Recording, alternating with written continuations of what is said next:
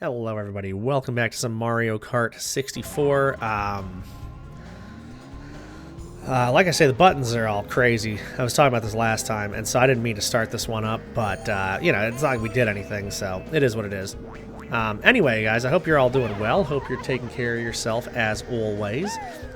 This game, this level specifically, is iconic, first of all, and second, one of my favorites of all time. I loved Toad's Turnpike. I thought it was the coolest thing in the world. Okay, don't worry about that. I thought it was the coolest thing in the world. There were other trucks and there were hazards and things like that out here, cars and stuff. It was just cool, I just thought, what a cool game. What a weird, concept again. And like I say, when the 64 era, I've said this before, was what the hell? Okay, really?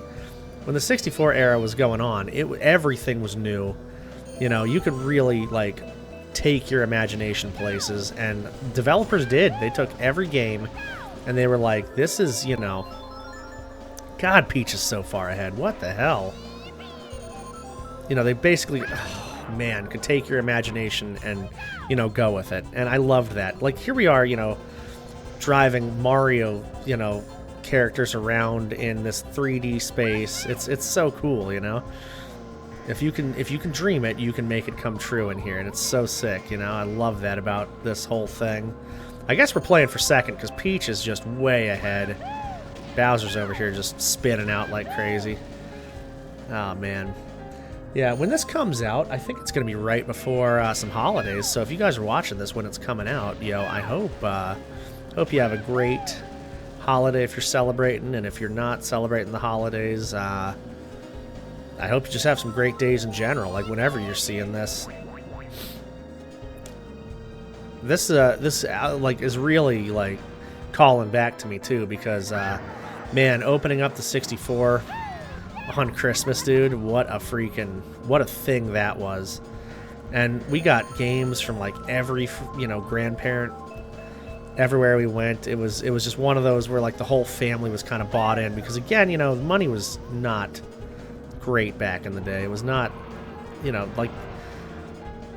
was a whole effort to get, a couple of games and a game system. So, it's just really cool. It was a shock. You didn't think about it, and then it hits you, and it's just one of the most exciting things. Something that we didn't even ask for either. That was the other crazy thing. It was just there. It was almost a team effort. My parents knew we were gonna like it, but then also we didn't know it existed, really. I mean, I don't remember thinking, I can't wait to get a 64, And it was one of those, too, where I was just so shocked about what it was. It wasn't my side-scrollers or anything like that, so I was just mind blown away. And it's just those nostalgic feelings, but so many hours spent playing, in the great-grandmother's basement while we were living in her house, and then moving to our house in Maryland. Just, playing with the family in the living room and everything, having this thing set up. It traveling with us across the country. I mean, we have the 64 still right here.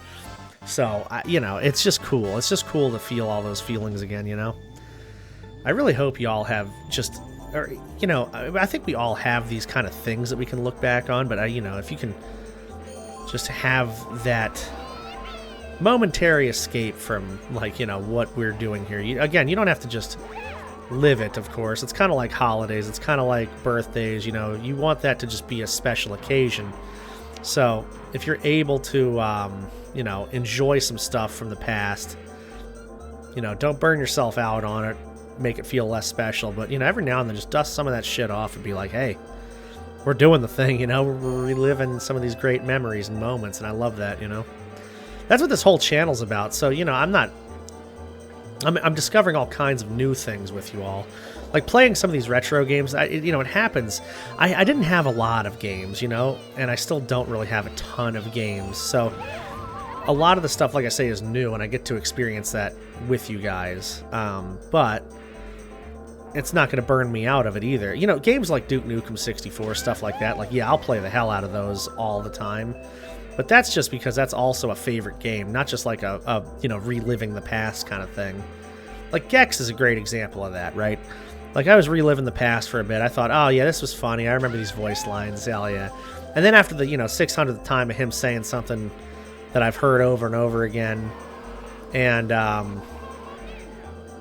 falling off of something I shouldn't fall off of with the camera spinning, it was like, all right, yeah, I'm ready to hate this forever and never touch it again. So it took that illusion of, good times and all these memories and things and really put it on its head, Luckily, this game is not like that at all, but, it is one of those games where it's better with people, of course, and, we're hanging out, but I don't know. I thought they did a really good job with this one, and I like more simplistic, kind of stripped-down versions of these games, too. It's like Double Dash, like, I liked the game, but at the same time, it just kind of felt like too much for me at the time. And, now with Mario 8 and all that, like, there are times when I think, okay, this is way too much. It's a lot going on. It's kind of like when Fortnite, puts everything into the game. Like, they collaborate with 8,000 things at the same time. People are flying and, shooting stuff at you and whatnot from, like, 10,000 feet in the air, or using their fists on you, or, cars with guns. That just crazy stuff like that all at the same time. It's like that. And then they strip it back and say, hey, we actually give you some, some neutral ground, some true battle royale experience. Same with this. Like, we want you to have fun racing, but it went so far away from racing and what racing was for a while. You were just blowing each other up at that point that it's like, well, this is less of a racer and more of a kind of battle, literally kind of a battle royale at the same time. But they have battle mode, so it's like, we still want a racer. It was, like I said, not that big a deal, and I know there are a lot of people grew up with the newer Marios too, so it's kind of like, I get it. But yeah, this one was so just like perfect, so in the middle.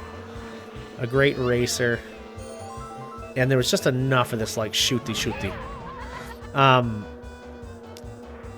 The courses are pretty cool. I like the course designs too, there's some simplistic ones, and then like this, like just some out there ones too. Really good design. Diddy Kong Racing was out around the same time too, and that was Rare's kind of answer to the Kart Racer. But they did it in a way where like the fundamentals were the same kind of, but also it had a whole story, a whole theme. Diddy Kong Racing is, very underrated. That game is so good. Let's see if I can... Oh, no, I'm going to hit myself. Oh my god. Almost, man, almost.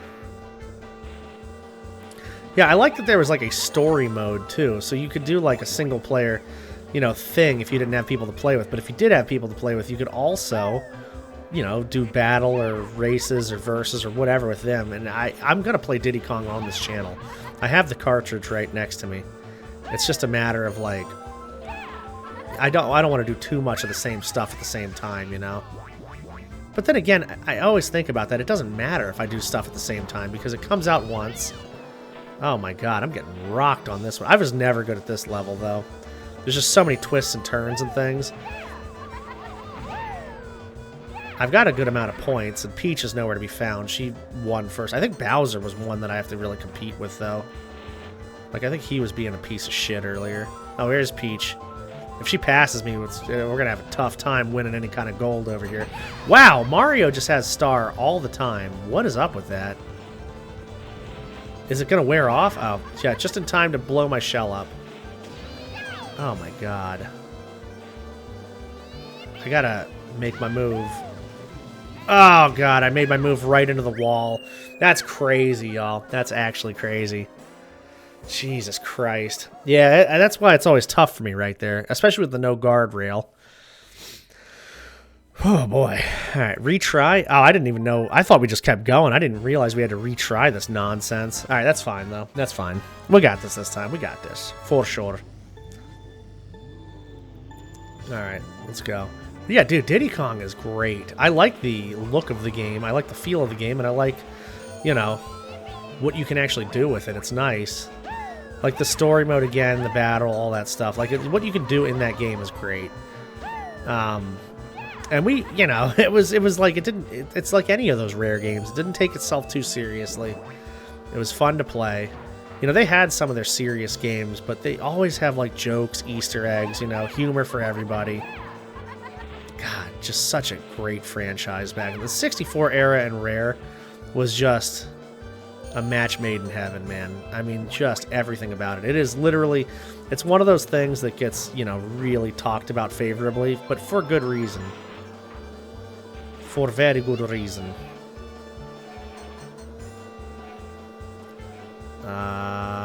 Yes. Oh, no. Damn it! I always do that on this level, too. I always hit myself with the freaking shells. Can you guys get out of the way? Everybody's just standing around like a bunch of idiots. There you go.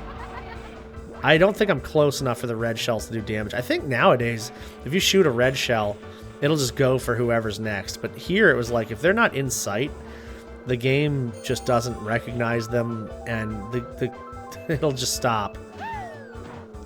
That one might go for them because there's no guardrail. I don't know. Maybe. You'll hear Toad say something if he hits, but I guess not. Now I'm just playing for second. Oh, wait, what the hell? Just gonna play for second? Now I'm playing for first. Ain't no way. I don't know what the hell he was doing over there. He just stopped. Just chilling. As long as Mario doesn't get another 800 stars, I think we're gonna be okay. They're my own bananas, too. Dude, don't those boulders look like bowling balls a little bit coming down? Like, you know, freaking geometric bowling balls. It's kind of like how coconuts always have holes, or like look like they have bowling ball holes drilled in them. What's up with that? Where did that come from? Why was that a thing? But like every game and a lot of things, they always have like bowling ball holes drilled in coconuts, as if that's how coconuts actually look. For years, I grew up thinking that coconuts had that little like face on them, like bowling balls have, you know, the holes drilled in them like that because of games and cartoons. Like, where did that come? They look nothing like coconuts in the wild. It's so much incredible how much misinformation we grew up on, just like innocent misinformation too. Like, oh, it's a silly cartoon, but when you're a stupid kid, you don't fucking know what's a silly cartoon, what's real, you know? And now they've gone so far the other way, where every show and cartoon is trying to teach you some kind of lesson and whatever. It's like, god damn. What happened to just laughing and enjoying and thinking about stupid stuff? You know, you want to turn your brain off a little bit. But, you know, I guess you can't win. It's either the show is, you know, informative and, you know, there's some morality in it, but it's not as good, or it's hilarious and we complain later about how we were so stupid because of it, you know? It's like, what the hell do you do? Oh, man. My guy got a freaking ghost. We used to call the boos Kirby's. God, could they be any more in the way? I mean, honestly, yeah, blow up on that thing. We used to call the ghosts Kirby's, though. I don't know why. Because they don't really look like Kirby's that much. But that was just, we always had nicknames for... I'm sure you all had nicknames for things growing up where you were just like, what the hell were we thinking? Boy, that is not at all what I wanted to do there. But hopefully I can get a fucking question mark one of these goddamn days, and then... God! Dude... I just want one item. Just one freaking item. Talk about a pure racer. My god. I can't believe this. I cannot believe this nonsense. I'll let Bowser just take everybody out for me.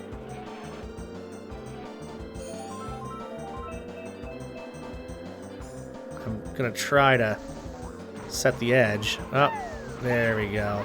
Excellent. Yeah, that was a very pinpoint, precise maneuver I had to do, because I thought he was going to pull something out of his ass, like a banana or something. But also, it's kind of like, if I shoot this off, it might come back and hit me at the wrong angle, or it might be too late and push him through. This one had to come back and hit him, though, so it worked. It worked out. We did the thing. I mean, there was really no danger of losing, but, you know, it's just one of those things. But yeah, guys, if it's holiday time when this, well, it is holiday time when this is going to come out, and I hope you guys have a good one and take care of yourselves and enjoy some family time. And if you know, if you're working or not doing anything for the holidays, or you're not celebrating holidays or whatever, you know, hopefully you can enjoy time here, or on the stream, or if you just need somebody to hang out with. I'll be putting stuff out or doing stuff on any of those socials you know, 365 days a year. So you always got a place with me if you need one. But I will see y'all later. We got another first place, another cup down. That's what I'm talking about. Take care of yourselves, y'all.